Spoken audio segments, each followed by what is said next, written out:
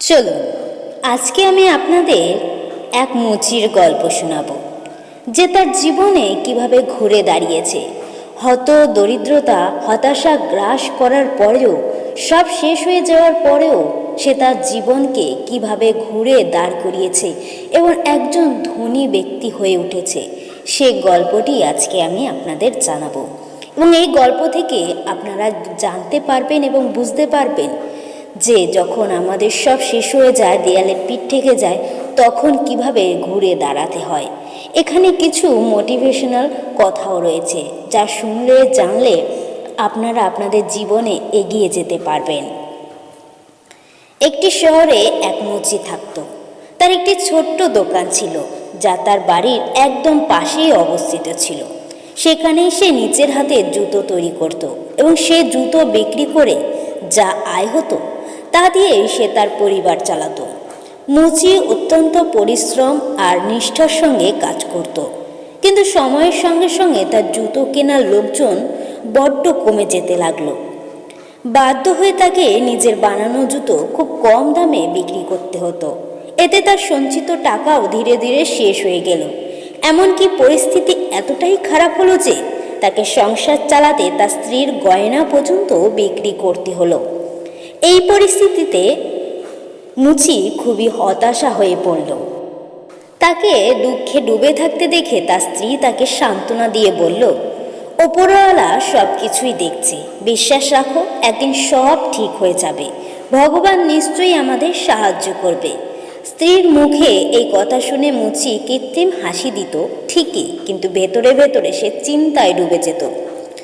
এক সময় এমন এলো যখন তার দোকানে আর মাত্র একটি জোড়া জুতোই অবশিষ্ট রইল। নতুন করে জুতো বানানোর মতো উপকরণও আর ছিল না। সে একটি জোড়া জুতো কেউ কিনতেই আসছিল না। অনেক দিন অপেক্ষা করার পর মুচি সেই জুতো নিয়ে বাজারে গেল। বাজারে গিয়ে সে বিক্রি করতে সক্ষমও হলো। জুতো বিক্রি করে পাওনা টাকা দিয়ে সে সংসারে কিছু প্রয়োজনীয় জিনিসপত্র কিনল এবং বাড়ি ফেরার পথে তার চোখে পড়ল এক বৃদ্ধা, যিনি খুবই দুর্বল ও ক্ষুধার্ত ছিলেন। মুচি তার প্রতি দয়া করে কিছু টাকা তাকে দিয়ে দিল। এদিকে তার কাছে আর কোনো উপকরণও অবশিষ্ট ছিল না। সে দোকানে ফিরে এলো এবং দেখতে পেল এক কোণে একটি চামড়ার টুকরো পড়ে আছে। সেই টুকরো থেকে কেবল একটি জোড়াই জুতো বানানো সম্ভব। তাই সে চামড়া কেটে রেখে দিল এবং ভাবল পরের দিন আলো হলে তা দিয়ে জুতো বানাবে। পরের দিন সকালে দোকানে এসে মুচি দেখল যেখানে সে চামড়ার টুকরো কেটে রেখেছিল সেখানে এখন একটি সুন্দর জুতো জোড়া তৈরি হয়ে রয়েছে। জুতোটি এতটাই সুন্দর ছিল যে মুচি বিস্মিত হয়ে গেল। সে সঙ্গে সঙ্গে সেটি নিয়ে বাজারে গেল এবং ভালো দামও পেল। সেই টাকা দিয়ে কিছু দরিদ্র মানুষকে সাহায্য করলো এবং বাকিটা দিয়ে আবারও জুতো বানানোর উপকরণ কিনে নিয়ে এলো।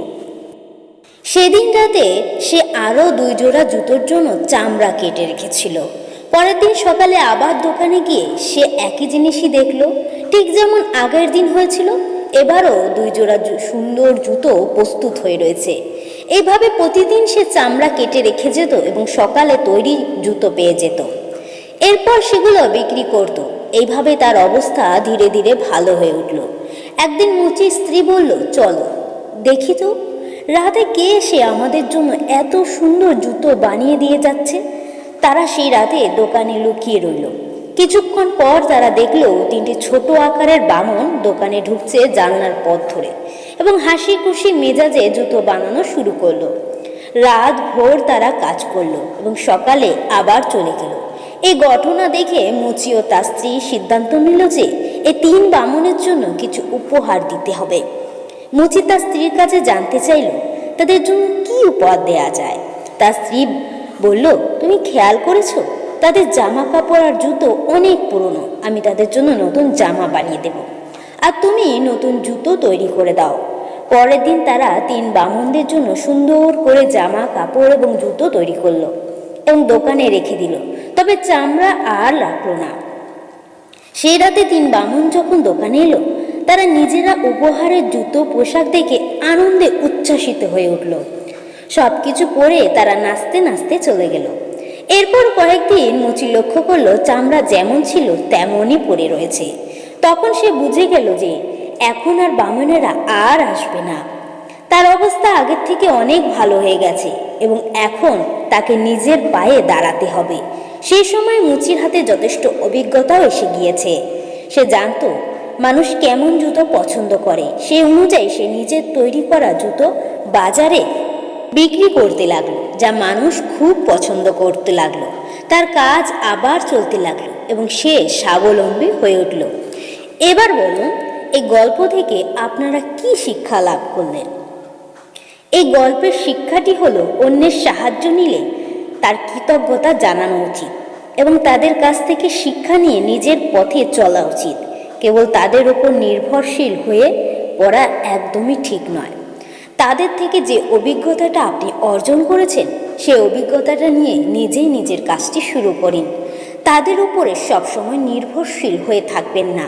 তাদের থেকে যে কৃতজ্ঞতা পেয়েছেন, যে সাহায্য পেয়েছেন, তার পরিবর্তে তাদেরকে কৃতজ্ঞতা জানান, তাদেরকে কিছু উপহার দিন। এটিই ছিল এই গল্পের মূল শিক্ষা। তাই বন্ধুরা, ভিডিওটি কেমন লাগলো অবশ্যই জানাবেন। ভালো লাগলে একটি লাইক করবেন আর কমেন্টে জানিয়ে যাবেন মুচির এই গল্পটি আপনাদের কেমন লেগেছে।